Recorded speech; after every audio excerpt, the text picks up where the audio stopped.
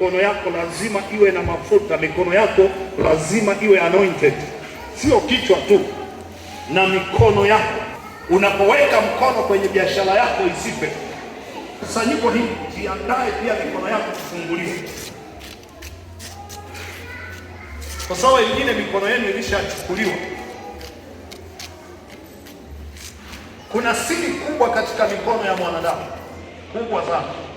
Ndio maana nitahitaji kuchukua mkono kukuletea hela au kuomba hela umpe kwa mkono wako. Kuna kitu anataka achukue kwenye mkono wako.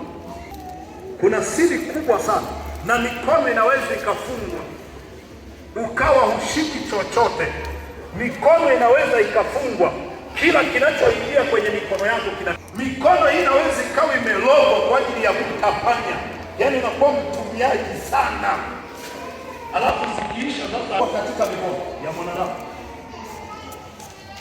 Na kila mkono wa kila mtu una alama tofauti na mtu mwingine. Waenda kwa waganga wanaelewa, wakati mwingine huwa anasimulia kando na anataka angalie. Kwa hiyo watu wote ilishachukuliwa mateka. Kwa hiyo chochote utakachoshika hakitaenda, kwa sababu hauna